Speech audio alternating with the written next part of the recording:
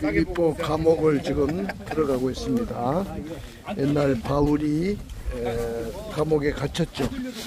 와서 도우라고 해서 마게도냐 지방으로 왔는데 감옥이 기다리고 있었죠. 이걸 어떻게 설명하면 좋을까요? 세인트 바울 감옥.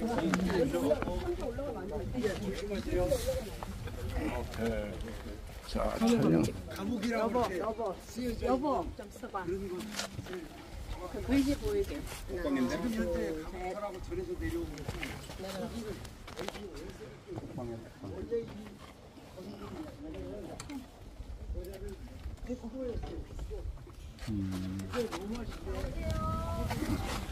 계속 있으면 안 되고 보고 나오세요. 얼른. 서 있어요. 빌립보에 사도 바울이 갇혔던 감옥 이렇게 갖고 써놓고 어떤 분은 책을 쓰면서 빌립보 감옥 앞에선 길가의 모습 내가 사진도 찍어놨어요. 그리고 밑에다가 각주를다가 설명하기를 그 감옥 앞에 서서 그 자기 영혼이 진짜로 영혼이 떨어질까요?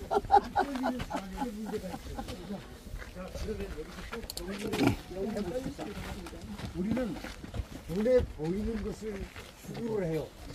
그래서 설명도 저처럼 하면 성지순례에 의미가 안 돼요. 여기는 사도 바울이 고난받았던 감옥입니다. 현장입니다. 라고 해야 사람들이 아멘해요. 그러면 다시 정리를 합시다.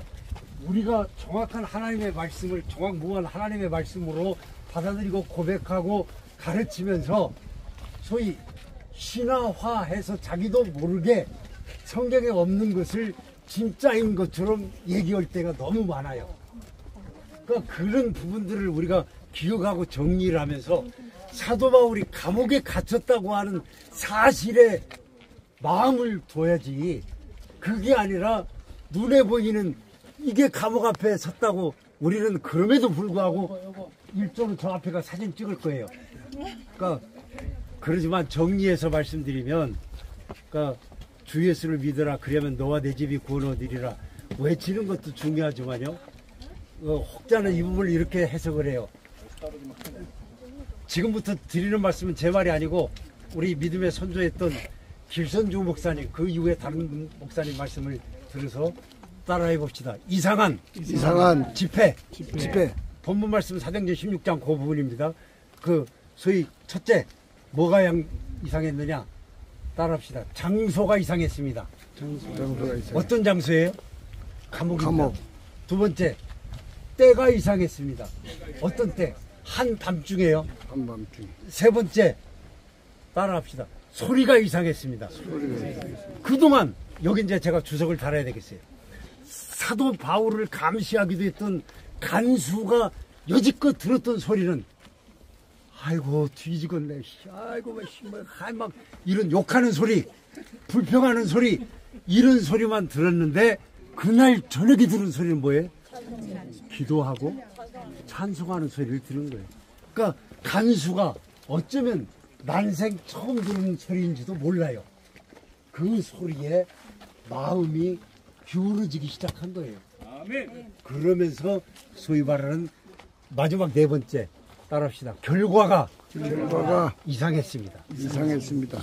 그러면 근본적인 질문이에요. 사도 바울이 왜 감옥에 갇혔을까 하는 문제입니다. 와서 우리를 도우라, 그것도 큰 소리로 외친 마게도냐 사람의 소리를 주의 음성으로 알아듣고 여기로 왔는데 결국은 두드러 맞고 감옥에 갇혔잖아요. 그거는 하나님께서 누구를, 간수와 그 식솔들, 그 사람들을 구원해내고 그 앞에 소위 말하는 귀신 들린 처녀, 주로 여기서는 17살 전후로 보기도 해요.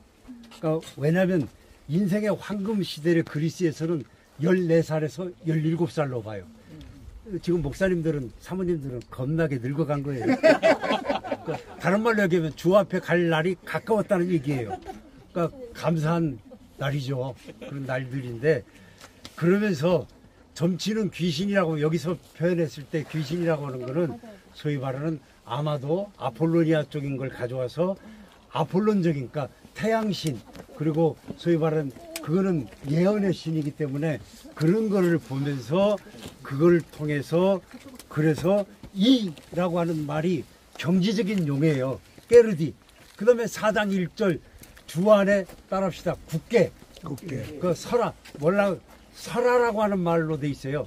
그걸 그리스말 읽으면 시대께 때는 올라가면 시대꼬매예요. 시대꼬매는 더 올라가면 그 전부 다 어디로 가 있냐면 어느 쪽으로 스타보로스예요. 스타보로스는 스타 이스티미 오로스라는 말이에요. 그러니까 언덕 위에 세워져 있는 그러니까 소위 말하는 언약을 말해요. 기둥을 말해요. 그거를 십자가를 말하는 거고 그 언약은 소금 언약을 말해요.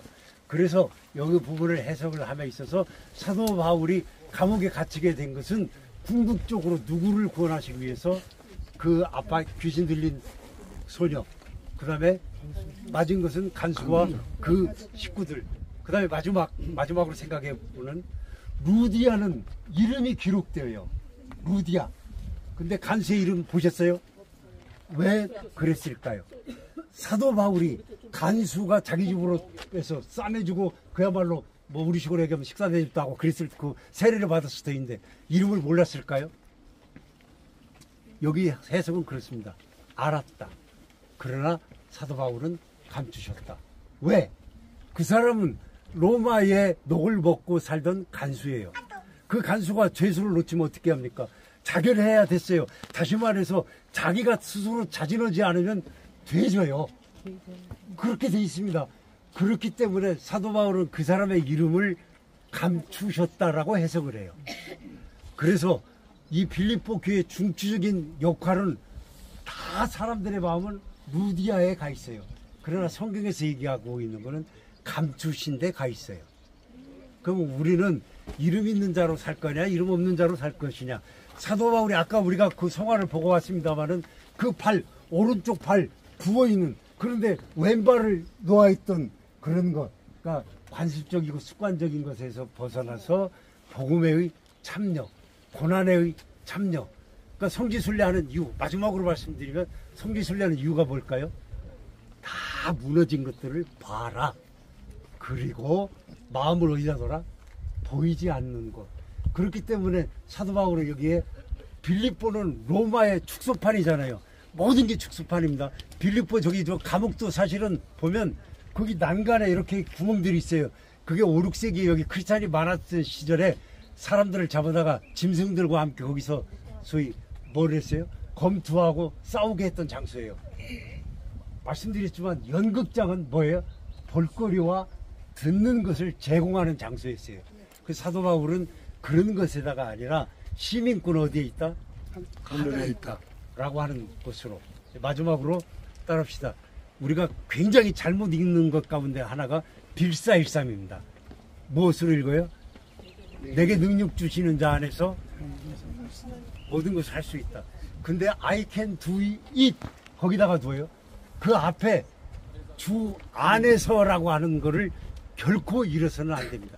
우리 인간은 할 수 없어요. 근데 주 안에서라고 하는, 그러니까 다시 성경을 가서 읽어보세요. 오늘 안에서라고 하는 말이 몇 번 나오는가. 그거를 보시면서 아, 주 안에서 우리가 또 왔다 가는구나. 이걸 기억하시면서 저 목사님 어떤 얘기예요?